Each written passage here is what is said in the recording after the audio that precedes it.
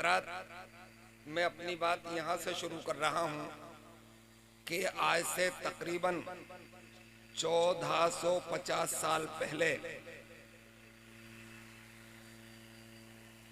कबीला कुरैश में खानदान हाशमी में हजरत अब्दुल मुत्तलिब के घराने में बीबी आमिना रदी अल्लाह ताला अन्हा के बतन पाक से 4:45 पर सुबह सादिक के वक्त यानी 22 अप्रैल 571 ईस्वी में हमारे आपके पूरी कायनात के आका व दाता जनाब मोहम्मद रसूलुल्लाह सल्लल्लाहु ताला अलैहि वसल्लम की जलवागरी हुई। सरकार आ गए, खुदा की रहमत इस दुनिया में आ गई।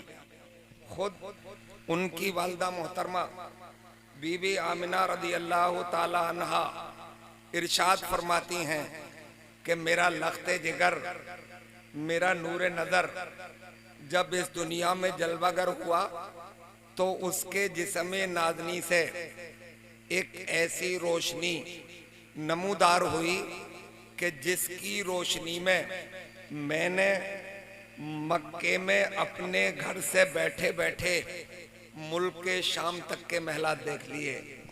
इसी को बरेली वालों ने इस अंदाज में कहा कि सुबह तैबा में हुई बटता है बाड़ा नूर का। सुबह तैबा में हुई बटता है बाड़ा नूर का और सदका लेने नूर का आया है तारा नूर का। और है बुलंद अल्लाह अकबर, कितना रुतबा नूर का है। बुलंद अल्लाह अकबर, कितना रुतबा नूर का के अर्श की चोटी पे लहराता है झंडा नूर का। सुभान अल्लाह। मुस्तफा आ गए। हाँ, एक बात याद आई, एक अंग्रेज ने लिखा, एक क्रिश्चियन ने लिखा है कि अब जमीन के अंदर अंधेरा नहीं होगा। किसी ने पूछा क्यों, तो उसने जवाब दिया इसलिए कि जब मोहम्मद अरबी जमीन के ऊपर जलवागर हुए तो पूरी दुनिया को मुनव्वर मुजल्ला कर दिया। अब जमीन के अंदर है तो बोलो अंधेरा कैसे होगा? अब अंधेरा नहीं होगा। इसी को आला हजरत अजीमुल बरकत इरशाद फरमाते हैं कि कब्र में लहराएंगे ता हश्र चश्मे नूर के, जलवा फरमा होगी जब तलअत रसूलुल्लाह की। मुस्तफा आ गए। मेरे इस्लामी भाइयों, अब परवरदिगार ने उनकी तख्लीक कब की ये मुझे पता नहीं है। ये समझता हूँ कि कायनात में किसी को पता नहीं है।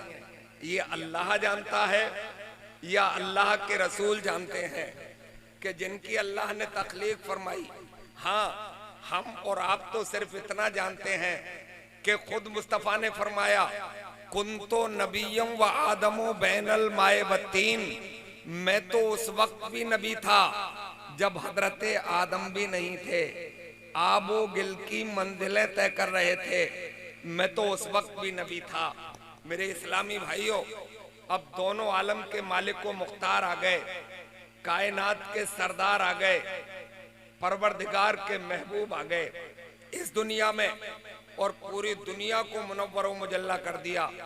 मैं तो उसे इस अंदाज में कह के गुजरता हूँ कि जिसे हम दिन समझते हैं, जिसे हम दिन समझते हैं जिया है तेरे चेहरे की, और जिसे हम रात कहते हैं तेरी जुल्फों का साया है। सुभान अल्लाह, सुभान अल्लाह। आओ सुनो, मैं आपको एक बात और बता दूं, हमारे तो वो मुस्तफा हैं, हमारे तो वो आका हैं, हम उनका कलमा पढ़ते हैं, हम उनका जिक्र करेंगे, आप उनका जिक्र करोगे तो सामने वाला ये कह सकता है कि ये तो उस नबी का कलमा पढ़ते हैं, ये तो उनको मानने वाले लोग हैं, ये जिक्र करते हैं, तो कोई बड़ी बात नहीं है। मेरे भाइयों, अब मैं आपको बताना ये चाहता हूं कि अपने ही नहीं बल्कि बेगाने भी मुस्तफा का जिक्र करते हैं। आओ मैं आपको बताऊं कि एक किताब इसी हिंदुस्तान में लिखी गई, और उस किताब का नाम है मोहम्मद इस्लाम के पैगंबर। क्या नाम है किताब का? मोहम्मद इस्लाम के पैगंबर। हिंदी में लिखी हुई किताब है वो, 20 औरात की किताब है वो। दिल्ली कभी जाना हो तो दिल्ली की जामा मस्जिद के इर्द गिर्द जितने बुक स्टाइल हैं, जितने किताब घर हैं, वो सब पे मिल जाती है। लिखी किसने है? ये लिखी है प्रोफेसर कृष्णा रामाराव ने। ये अपना नाम तो नहीं है, ये अपनी संस्कृति का, अपनी तहजीब का नाम नहीं है। हाँ, हिंदुस्तानी नाम है, मगर मेरे भाई ये अपना नाम नहीं। प्रोफेसर कृष्णा रामाराव लिखते हैं कि मैंने मोहम्मद को जिस एंगल से भी देखा, जिस नजरिए से भी देखा, जिस दृष्टिकोण से देखा, तो मैंने उन्हें मुकम्मल पाया, मैंने उन्हें पूर्ण पाया, मैंने उन्हें लाजवाब पाया। जैसे मैंने उन्हें एक फकीर की हैसियत से देखा तो पहमद पे भी पहमद लगे हुए देखे और पेट से पत्थर बंधे हुए देखे, और उनकी जूतियों को मैंने मोटे धागों से सिला हुआ देखा।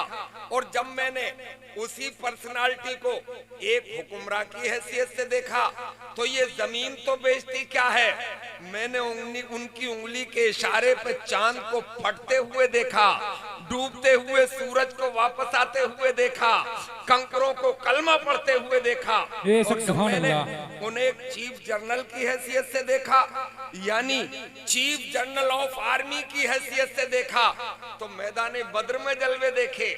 और जब मैंने उन्हें एक समाज सुधारक की हैसियत से देखा तो घर के आंगन से लेके जंग के मैदान तक समाज सुधारक देखा। ये है मेरे मुस्तफा। इसीलिए तो बरेली वालों ने कहा तेरा कद तो नादिर दहर है, कोई मिसल हो तो मिसाल दूं। तेरा कद तो नादिर दहर है, कोई मिसल हो तो मिसाल दूं।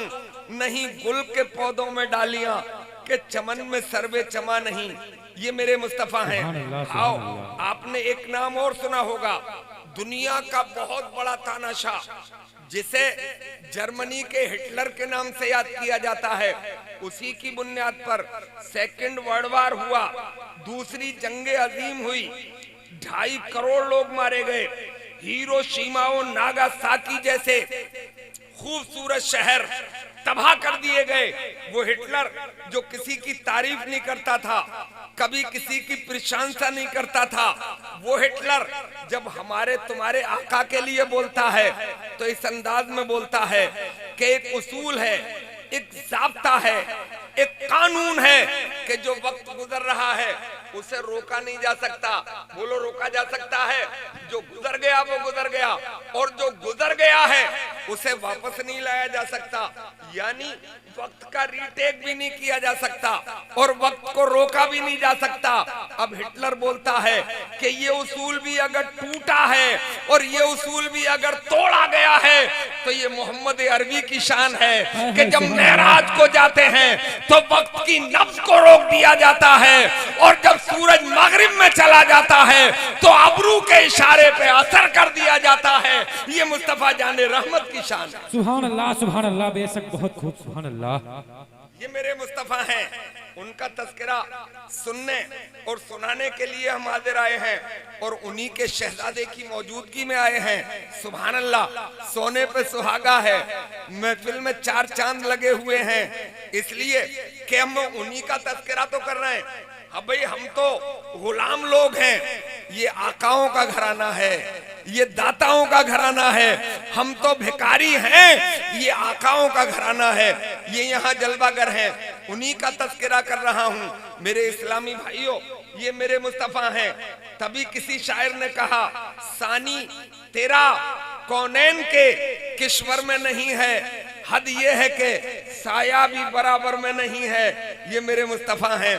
मेरे इस्लामी भाइयों, बात लंबी नहीं करना है, मगर आपसे गुजारिश फिर कर रहा हूँ कि जितनी देर भी सही आप तवज्जो से सुन लें। मैं आपको खास बातें बताने जा रहा हूँ। मेरे इस्लामी भाइयों, ये मेरे मुस्तफा हैं। मगर मैं आपसे एक बात पूछूंगा, मुस्तफा जाने रहमत आज से 1450 बरस पहले आए थे इस दुनिया में, क्यों आए? अल्लाह ने इन्हें दुनिया में क्यों भेजा? मुस्तफा क्यों तशरीफ लाए? आप जवाब दोगे सब मिलके कि हमें मालूम है क्यों आए थे मुस्तफा। इसलिए आए थे कि चांद के 2 टुकड़े कर दें, डूबे हुए सूरज को लौटा दें, कंकरियों से कलमा पढ़वा दें। मैं इंकार करता हूं इन बातों का।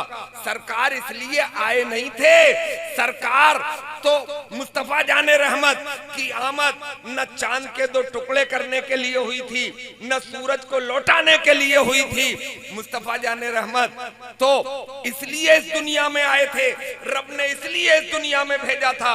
ए महबूब, मैंने तुझे मुकम्मल बनाया है, मैंने तुम्हें लाजवाब बनाया है, मैंने तुम्हें बेमिसल बनाया है।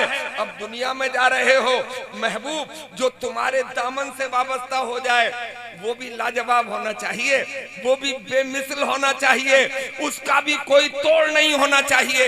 ईमानदारी से बताना, जिन्होंने मुस्तफा का दामन थाम लिया, बताओ उनका कोई जवाब था? उनका कोई तोड़ था?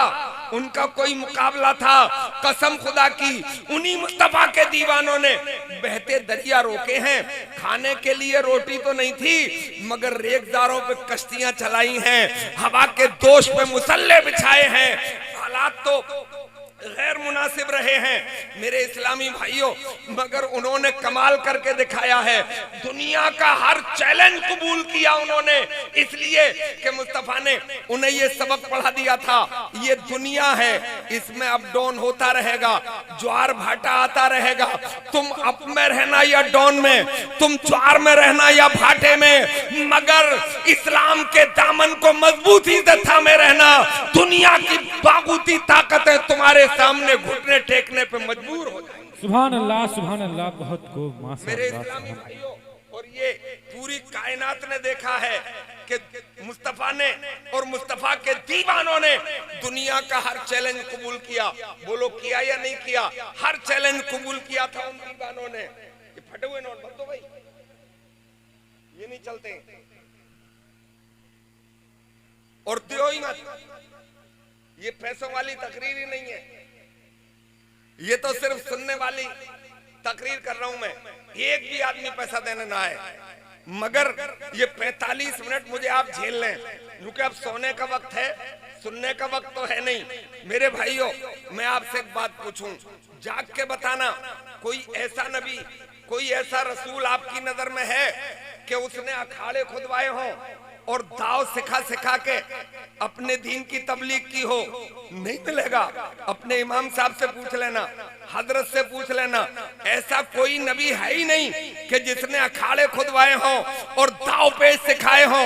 इसलिए कि ये नबी का बेस नहीं है, ये नबी की बुनियाद नहीं है। नबी तो अल्लाह के बंदों को अल्लाह से करीब करने के लिए आता है, भटकों को राह रास्त पे लाने के लिए आता है, अल्लाह के बंदों को अल्लाह की बारगाह में झुकाने के लिए आता है, कलमा पढ़ा के रब का दीवाना बनाने के लिए आता है। सुभान अल्लाह, बेशक बहुत। मगर मेरे भाइयों, मैं तुम्हें अलवेली बात बताने जा रहा हूँ, मगर मैं किसी और नबी का तज़किरा क्या करूं, अपने ही मुस्तफा का जिक्र करूं। मेरे इस्लामी भाइयों, अपने प्यारे आका सल्लल्लाहु अलैहि वसल्लम एक बार मस्जिद नबी से उठे, अपने प्यारे साथी को साथ में लिया, नाम था उनका हजरत जैद, और मदीने के जंगलों की तरफ निकल गए। जैसे ही जंगल में गए तो अरब का अरब केसरी जिसका नाम था रुकाना, वो मिल गया। उस रुकाना ने आपका नूरानी चेहरा देखा और चेहरा देख के बोला, क्या तुम्हारा ही नाम मोहम्मद है? बोले यकीनन मेरा ही नाम मोहम्मद है। बोले यार, तुमने पूरे अरब को खरखशे में डाल रखा है। बोले क्या हो गया? बोले तुम नबुव्वत का दावा कर रहे हो? तो आपने इरशाद फरमाया, अरे दावा क्या होता है, अल्लाह ने मुझे रसूल ही नहीं बल्कि रसूलों का भी सरदार बनाया है, नबी ही नहीं बल्कि नबियों का भी सरदार बनाया है। नारे तकबीर, नारे तकबीर, नारे रिसालत, मसलके आला हजरत, मसलके आला हजरत, सरकार की आमद, सरकार की आमद। बोले इतना बड़ा दावा, तो हमसे कुश्ती लड़ोगे? सरकार ने फरमाया आजा। क्या फरमाया? आजा। हजरत ज़ैद कहते हैं कि जब उसने ये चैलेंज किया कि हमसे कुश्ती लड़ोगे, तो मेरे जहन में एक बात आई कि सरकार इसके चैलेंज को रिजेक्ट कर देंगे, मुस्तरद कर देंगे। भाई मैं कुश्ती लड़ने नहीं आया हूं, मैं तो कलमा पढ़ाने आया हूं। पढ़ना है तो पढ़ ले, नहीं पढ़ना है तो अपना काम कर। तेरा रास्ता अलग है, मेरा रास्ता अलग है। मगर सरकार ने चैलेंज कबूल कर लिया। तो हजरत ज़ैद फरमाते ये ज़हनी सोच रहा था, मगर अंदर से आवाज आ रही थी कि जब मुस्तफा ने चैलेंज कबूल कर लिया है तो गेंद तो अपने ही पाले में गिरेगी, मैदान तो इंशाअल्लाह हम ही जीतेंगे। मगर फिर ख्याल आया, जहन है, जहन में बात गर्दिश कर रही थी कि ये दस्ताने मुबारक यानी सरकार के हाथ शरीफ, कभी दस्तपोशी का मौका मिलता तो ऐसा लगता जैसे हाथ में गुलाब की पंखड़ियां आ गई हों, और ऐसा लगता कि जैसे मुश्को अंबर की खुशबू भी हेज नजर आ रही है। मगर मैं सोचता ही रह गया और मुस्तफा का रुकाना से हाथ मिल गया और पलक झपकने से पहले रुकाना चारों खाने चित पड़ा था। और उठते हुए कह रहा था मोहम्मद धोखा हो गया। सरकार ने फरमाया दोबारा आजा। दोबारा फिर मारा। अब कौन सा दाव मारा होगा मुझे पता नहीं है, मगर चारों खाने चित मारा। फिर वही ये बोली बोलता हुआ उठा कि मोहम्मद इस बार भी धोखा हो गया। सरकार ने फरमाया तिबारा आजा। तिबारा फिर मारा। तो अब चैनल बदला। चैनल बदला तो बोली भी बदली और बोला मोहम्मद अब समझा मैं, मगर पिटकुट के समझा। हैरत है, वो तो 3 पटकियों में समझा, तुम पे तो लाखों पटकियां पड़ गई हैं, सब भी समझने के लिए तैयार नहीं हो। सिर्फ नारे लगाते हो, सिर्फ पैसे लुटाते हो। नमाज कौन पढ़ेगा? सच कौन बोलेगा? हम अपनी बहन बेटियों पर गलत नजर डालना कब छोड़ा जाएगा? इस्लामी कब बना जाएगा? चेहरे पे दाढ़ियां कब रखी जाएंगी? इल्लल्लाह का नारा लगा के इनकलाब कब लाया जाएगा? खाली जलसे ही होंगे या कुछ काम भी होगा? हम खाली नारों के लोग नहीं हैं, हम प्रैक्टिकल की दुनिया के लोग हैं। मेरे इस्लामी भाइयों, हम थोड़ी भी पढ़ते हैं ताकि मालूमात हासिल की जाए। हमने थोड़ी भी पढ़ी है तो नाना के कांधे पे बैठ के पढ़ी है, उनकी जुल्फे थाम के पढ़ी है, हैदर कर्रार की उंगलियां पकड़ के पढ़ी है, माँ की गोद में पढ़ी है। और जब प्रैक्टिकल का वक्त आया है तो करबला के मैदान में प्रैक्टिकल दे के दुनिया वालों को यह बता दिया है कि हम जान तो देते हैं मगर आने मोहम्मद पे आंच नहीं आने देते। तो हम प्रैक्टिकल की दुनिया के लोग भी हैं। 3 पटकी लगी तो चैनल बदला। बोला अब समझा मैं। बोले क्या समझा? बोले ये समझा कि ये मोहम्मद खाली तेरे हाथों का कमाल नहीं है, तो ये तेरे दाव पेच का कमाल नहीं है। हकीकत में ये तेरी नबूवत के जलवे हैं, ये तेरी सच्चाई के जलवे हैं, ये तेरी हक्कानियत के जलवे हैं। अब मुझे कलमा पढ़ा ले और अपने कदमों पे निसार होने का मौका फराहम कर दे। मेरे भाइयों, तो चैलेंज तो आएंगे मगर पीठ दिखा के नहीं भागना है। मौत तो एक दिन आना ही है। एनआरसी का चैलेंज दोबारा आ सकता है, सीए का भी आ सकता है, मगर हर चैलेंज कबूल करेंगे, पीठ दिखा के नहीं भागेंगे। इसलिए कि मुस्तफा ने हमें सबक यही पढ़ाया है। और मुस्तफा आ गए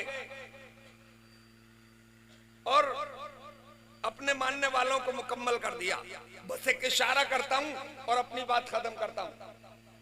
कितना मुकम्मल किया मुस्तफा ने कि वो अरब के बद्दू, वो अरब के चरवाहे, जिन्हें कोई पूछता नहीं था, जिन्हें कोई जानता नहीं था, जिनका कोई निजाम नहीं था, मगर मुस्तफा आ गए तो जब वो मैदान में उतरते थे तो लोहे की दीवार बन जाते थे और मस्जिद में पहुंच जाते थे तो 1,000 रकत पढ़ के भी दम नहीं लेते थे। याद होगा वो आपको, आपकी तारीख का हिस्सा है कि मुस्तफा ने हिजरत फरमाई ऐलान नबुव्वत के 13 साल बाद और यसरब को मदीना बनाया और वहां एक चबूतरा जिसे अरबी जबान में सुफ़ा कहते हैं बना लिया, उसी पे बैठे रहते थे। वहीं अल्लाह अल्लाह, वहीं रब की याद। दीवानों का ये हाल था कि भूखे रहते थे मुस्तफा का दीदार करके, मुस्तफा जाने रहमत की बारगाह में हाजिर होकर अपने दिल को तसल्ली दिया करते थे। और बात मुफलिसी, मगर तादाद बढ़ रही है। 313 तादाद हो गई। कितनी? 313। अब मक्के में अबू जहल बेचैन हुआ और उसने कुरैशियों को इकट्ठा किया, अपने खानदानियों को। कहा कुरैशियों कहीं डूब के मर जाओ। बोले क्या हो गया सरदार? बोले तुम्हारा खून पानी हो गया। बोले क्या हो गया सरदार? बोले यही पूछते रहोगे कि गौर भी करोगे? मोहम्मद अरब छोड़ के नहीं चला गया है, मोहम्मद अभी भी अरब में ही है, यसरब में चला गया है, वहां अपने दीन का प्रचार कर रहा है। तादाद बढ़ रही है, अभी पानी सर से ऊपर नहीं गया है। एक दिन तादाद ज्यादा हो गई तो सब मार दिए जाओगे, मिटा दिए जाओगे। अभी मौका है, वहीं चल के कूट लो, वहीं चल के पीट लो, वहीं चल के तबाह बर्बाद कर दो। बोलो कौन कौन साथ चलेगा? हद हो गई। सरकार के चचा हजरत अब्बास खड़े हो गए और अबू जहल से हाथ मिला लिया, हम चलेंगे तुम्हारे साथ। और सरकार के एक दामाद, नाम था बुलास, वो भी खड़े हो गए, बोले हम भी चलेंगे तुम्हारे साथ। 1,000 का लश्कर जर्रार तैयार हुआ, लोहे में पेवस्त होके चले, नंगी तलवारें लेके चले, तेजरो घोड़ों पे सवार होके चले, तीरों कमान लेके चले, नेज़े और भाले लेके चले, यूं समझिए अकड़ के चले और इस इरादे से चले जाते ही उड़ा देंगे, जाते ही काट देंगे, जाते ही खत्म कर देंगे। मगर उन पगले मम्माओं को क्या पता था कि नूरे खुदा है कुफ्र की हरकत पे खंदादन, फूंकों से ये चराग बुझाया ना जाएगा। अब वो चले थे और बद्र के मैदान में जाके पड़ाव डाल दिया था। मुस्तफा जाने रहमत को ये खबर लगी।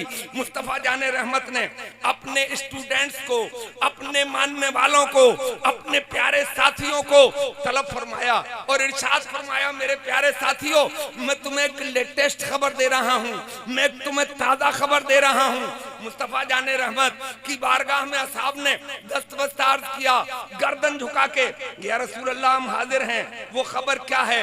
तो मुस्तफा ने फरमाया कि मेरे प्यारे साथियों, अबू जहल आ गया है बद्र के मैदान में, 1,000 का लश्कर जर्रार लेके आया है, लोहे में पेवस्त होके आए हैं, तेजरो घोड़ों पे सवार होके आए हैं, नंगी तलवारें लेके आए हैं, करियल जवान साथ में लेके आए हैं, सामान्य रसद उनके पास है। ये तो उनके हालात हैं और तुम्हारे हालात भी मुझसे छुपे हुए नहीं है। अरे तुम्हारे पास तो खाने के लिए वक्त पर रोटी नहीं है, तुम्हारे भूख की वजह से पेट पीठ से चिपक गए हैं, पहनने के लिए कपड़े नहीं है, लड़ने के लिए तलवारें नहीं है, चढ़ने के लिए घोड़े नहीं है, फेंकने के लिए तुम्हारे पास नेज़े और भाले नहीं है, चलाने के लिए तुम्हारे पास तीर नहीं है, कमान नहीं है। कैसे आलम में तुम उनसे मुकाबला कर लोगे? तो मुस्तफा जाने रहमत के दीवानों ने अर्ज किया था, हम उनकी तलवारें देखेंगे, हम उनके नेज़े देखेंगे, हम उनके भाले देखेंगे, हम उनके तेजरो घोड़े देखेंगे, हम उन्हें लोहे में पेवस्त देखेंगे, हम उनके भरे हुए पेट देखेंगे। मुस्तफा, हम उनकी तलवारें नहीं देखेंगे, हम उनके नेज़े नहीं देखेंगे, हम उनके भाले नहीं देखेंगे, हम उनके तीरों कमान नहीं देखेंगे, उनके तेजरो घोड़े नहीं देखेंगे।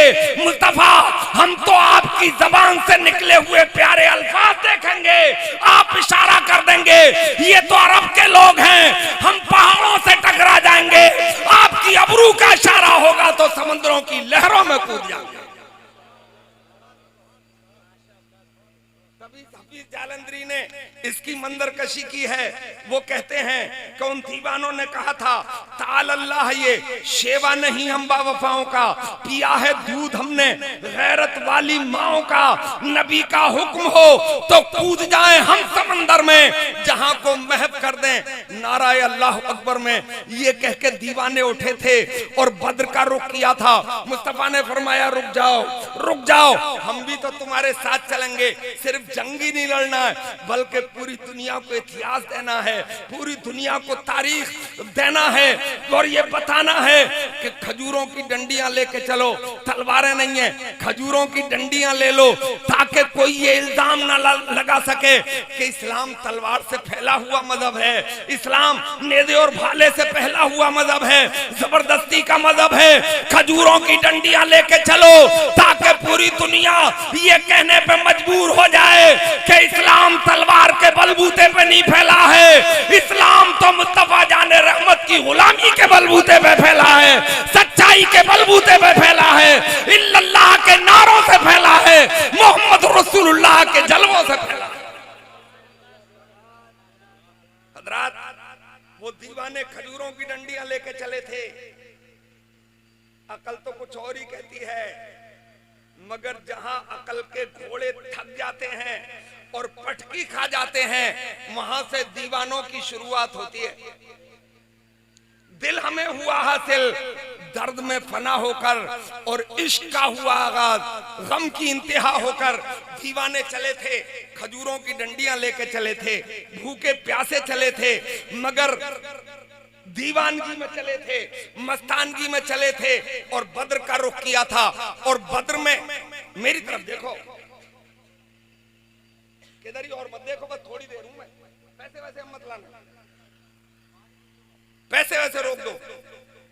जिसका दिल करे बाद में हजरत के कदमों पे निसार कर देना, निछावर कर देना। समझ गए बात? थोड़ी देर बात समझ में आ रही है? बद्र की तरफ चले। अबू जहल बद्र के रेते के टीले पे खड़ा हुआ था। उसकी नजर पड़ी जब मुस्तफा जाने रहमत और उनके दीवानों पर, तो पलट के अपने साथियों से बोला, बोले खुश हो जाओ। बोले क्या हो गया सरदार? अरे उनके पास तो चढ़ने के लिए घोड़े भी नहीं है। करीब में आए तो और चीख के बोला, बोले खुशियां मनाओ, उछलो कूदो, नाचो, खुश हो जाओ। अरे उनके पास तो लड़ने के लिए तलवारें भी नहीं है, फेंकने के लिए नेज़े और भाले भी नहीं है, चलाने के लिए तीरों कमान भी नहीं है। करीब में आ गए तो खानदानी मामला था, खानदानी चचा था सरकार का। पूछने लगा मोहम्मद आ गए? बोले आ गए। बोले फौज कहाँ है? बोले ये दीवाने साथ हैं। अरे बोले मोहम्मद थोड़े तो आगे बढ़ जाओ, हमारे भी लोग देख लो, हमारे कड़ियल जवान देख लो, हमारे नेज़े और भाले देख लो, हमारे तीरों कमान देख लो, तेजरो घोड़े देख लो।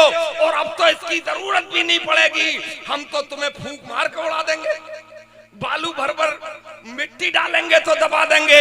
मुस्तफा ने फरमाया अबू जहल तू पागल हो गया है, खुदा जिसे जमा दे उसे कोई उड़ा नहीं सकता और खुदा जिसे उठा दे उसे कोई दबा नहीं सकता। वक्त बताएगा कौन दबेगा और कौन उठेगा, कौन भागेगा और कौन जमेगा। अब मकालमा खत्म हुआ और मुस्तफा जाने रहमत ने अपना सरे मुबारक उसी बद्र के रेते के टीले के साये में अपने माबूद हकीकी की बारगाह में रख दिया और अब दुआ की। एक खास बात नोट करो, सरकार से बड़ी दुआ किसी की हो सकती है? तो मैं आपसे पूछ रहा हूं, मदीने में बैठ के दुआ क्यों नहीं की कि परवरदिगार हम तो निहत्ते हैं, हमारे पास तो खाने के लिए रोटी नहीं है, 15-15 दिन चूल्हा नहीं जल रहा है, एक एक खजूर पर गुजारा हो रहा है, उसी खजूर को चूस के हम सहरी कर लेते हैं और उसी खजूर को खा के हम अफ्तारी कर लेते हैं। मौलाए ने वही गर्क कर दे तो ईमानदारी से बताओ वो 1000 का लश्कर गर्क हो जाता या नहीं हो जाता? हो जाता, मगर दुआ नहीं की सरकार ने। बद्र में जाके दुआ कर रहे हैं, निहत्तों को ले जाके, ताकि ये उम्मत के लिए तालीम हो जाए कि खाली दुआओं से काम नहीं चलेगा, पहले मताए अमल पेश किया जाएगा। घर में बैठ के, गली में घूम के, खेतों की मुडेरों पर खाली दुआओं से काम नहीं चलेगा। झूठ बोल के दुआ करने वालों, किसी का दिल दुखा के दुआ करने वालों, माँ को सता के दुआ करने वालों, बाप का दिल दुखा के दुआ करने वालों, नमाजें छोड़ के दुआ करने वालों, ज़कात को ना दे के दुआ करने वालों, देखना ये दुआएं तुम्हारे मुंह पे पलट के मार दी जाएंगी। पहले मताए अमल पेश किया जाएगा तो दुआएं रब की बारगाह में कबूल हो जाएंगी। अमल तो करो, नमाज पढ़ के दुआ करो। अल्लाह तौफीक दे दे तो माँ का तलवा चूम के दुआ करो, बाप का चेहरा देख के दुआ करो। पीराने उज़्ज़ाम जो नेक और साले हैं, जो हकीकत में गुलामे मुस्तफा हैं, ऐसे पीरों की बारगाह में जाया करो, तब दुआ करो और करवाया करो। उन पीरों की तो बाढ़ आई हुई है, हरे कपड़े पहन के आ गया वो भी पीर बाबा, काले वस्त्र में आ गया वो भी पीर बाबा, यानी कि लटका बाबा, मटका बाबा, झटका बाबा गली गली घूम रहे हैं। उन्हें पहला कलमा तक सही याद नहीं होता है ना। हमारे यहाँ के पीर औरतों को बेपर्दा मुरीद करते। किसी शरीफ घराने की कोई कनीदे फातिमा ने भी चर्चा सुना उनका, पर्दे में मुरीद होने के लिए आ गए। बहुत गुस्से हुए भाई, बहुत गुस्से हुए, चीख पड़े, बोले कमबख्त मेरे सामने भी पर्दे में आई है, यहां मुंह नहीं दिखाएगी तो कयामत में कैसे पहचानूंगा। बोलो गुंडागर्दी है या नहीं है, है? मेरी मां तकरीर हुई और मैंने कहा इस पाखंडी पीर से मैं ये पूछना चाहता हूं, पहले तू कयामत में खुद अपने आप को पहचान लियो, इन्हें कहां पहचानेगा। तो ये ऐलान करो कि जो मुस्तफा का गुलाम नहीं होगा वो हमारा इमाम नहीं होगा, जो मुस्तफा का गुलाम होगा वही हमारा इमाम होगा। तो इन पीरों पे भी जरा कड़ी नजर रखो, है? और हम भी इतने पागल हैं कि जैसे ही देखा रंगा हुआ, अंदर से बिल्कुल काला, तन उजरो मन कारो, और बगरा को सो भेस, अरे या से तो कागा भला के नीचे ऊपर है, इससे तो कौवे अच्छे हैं।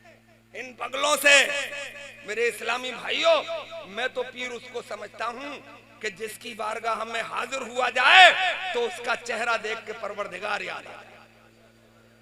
मुस्तफा जाने रहमत के मोहब्बत के जलवे उसके सीने में मौजूदन होने लगे। अब सरकार दुआ कर रहे हैं, और दुआ भी ऐसी ऐनिक, दुआ भी ऐसी अनोखी, दुआ भी ऐसी अलबेली। मुस्तफा ने अर्ज किया, मेरे परवरदिगार जो मेरा काम था कर दिया, यानी इन निहत्तों को 1000 तलवार वालों के मुकाबले में लाके खड़ा कर दिया।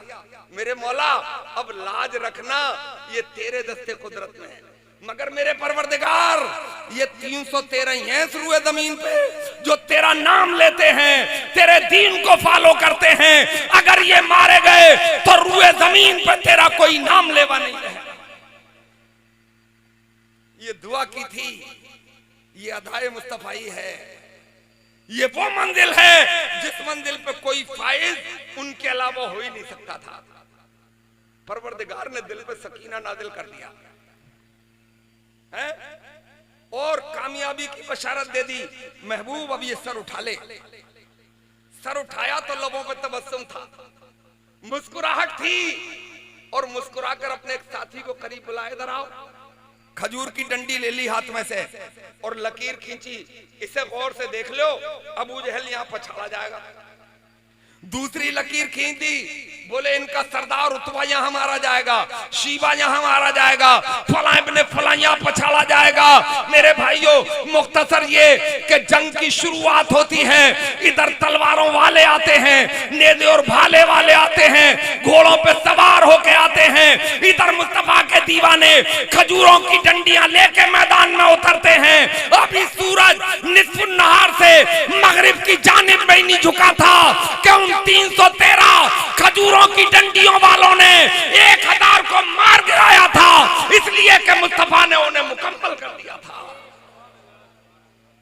तारीख में लिखा है 70 मार गिराए थे, 70 गिरफ्तार कर लिए थे, बाकी बचे हुए विपरीत दिशाओं में भाग गए।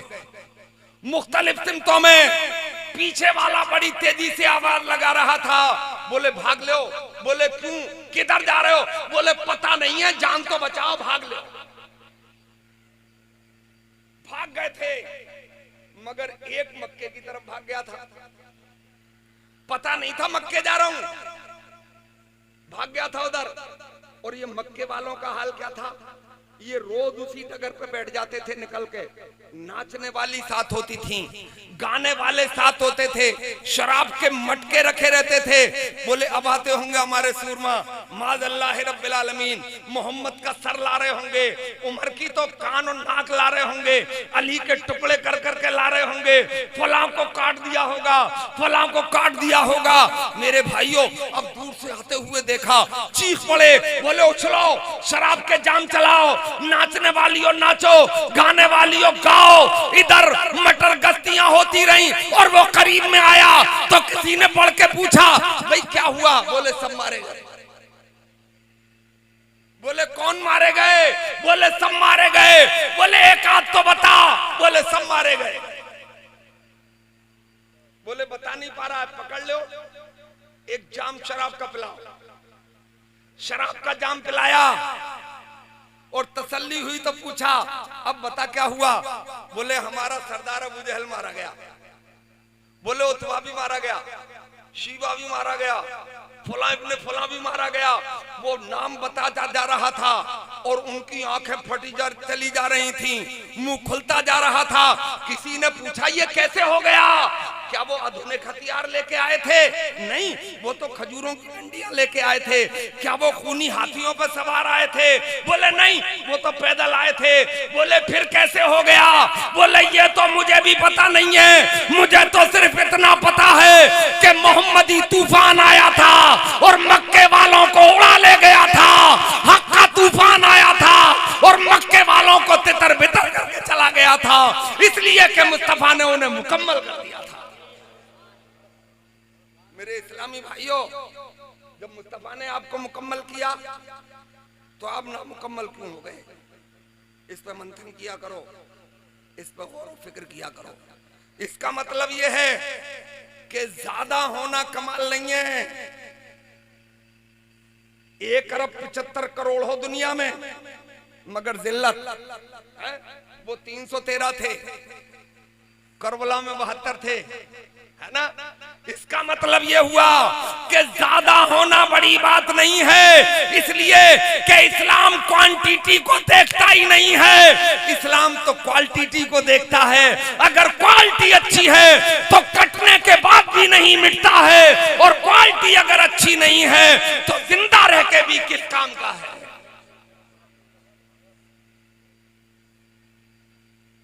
तो क्वालिटी अच्छी बनाओ। सरकार जलवागर है, हजरत जरा देखो, सरकार का दीदार करो, इन्हें देखो ना, हजरत का दीदार करो, सब मिल के बोलो सुभान अल्लाह। हजरत क्वालिटी अच्छी बनाना है, बोलो इंशाअल्लाह। नमाजें पढ़ना है, बोलो इंशाअल्लाह। हैं, अपनी बहन बेटियों पे अपने ही गली मोहल्ले में नजरें गलत नहीं डालना है, जवानों बोलो इंशाअल्लाह। झूठ का जनाजा निकालना है, बोलो इंशाअल्लाह। जबरदस्ती बोल रहे हो, है ना? तो जब इस्लामी बनना है तो इस मजमे में कोई एक आदमी ऐसा है जो दाढ़ी रखाने का वादा करे? हजरत की मौजूदगी में इतने बड़े मजमे में से एक आदमी दाढ़ी वाला है? हजरत एक जुमला सुन लो, शायद दिल को लगे। लो भाई सुभान अल्लाह, तुमने तो माल भी खिलाए हैं आज बहुत। थोड़ा आगे को आ जाओ, उसकी लाइट पड़ रही, थोड़ा आगे को आओ, निकल गए, जल्दी आ जाओ, वक्त कम है और काम बहुत ज्यादा है। वहीं रहो, वहीं रहो, अब जीने पर मत चढ़ जाइयो कहीं। क्या नाम है आपका? सगीर खान, ओरिजिनल पठानो? अरे अल्लाह ही जाने कौन बशर है। अरे सब हिंदुस्तानी हो, ये मत कहा करो चंद घरानों को छोड़ के, सैयदों के घराने और चंद पठानों के घराने यही बाहर से आए हुए हैं, न सब यहीं के हैं। तुम अपने आप को विदेशी बताते हो तो आरएसएस वाले कहते हैं कि इन्हें भगाओ। ये को हम हिंदुस्तानी थे, हिंदुस्तानी हैं और इंशाअल्लाह हिंदुस्तानी रहेंगे, है ना?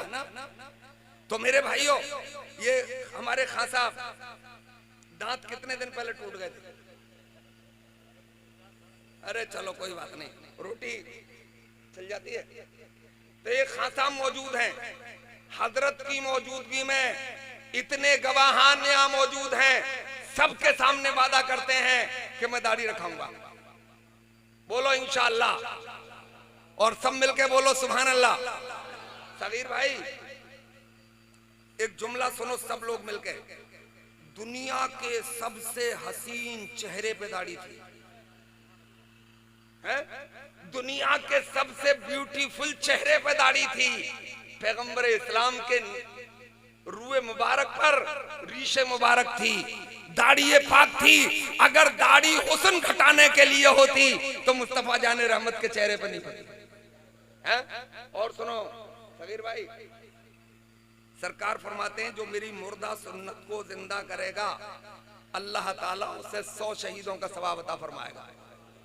अब मुझे पता नहीं है कि मेरा हिसाब किताब कहां होगा, मगर मुझे ऐसा लगता है कि कल मैदान महशर में सगीर भाई का हिसाब किताब करबला के हजरत इमाम हुसैन के साथ होगा। इनका कोई साथ देगा, है? दूना सवाब मिलेगा, इसलिए कि हजरत मौजूद है।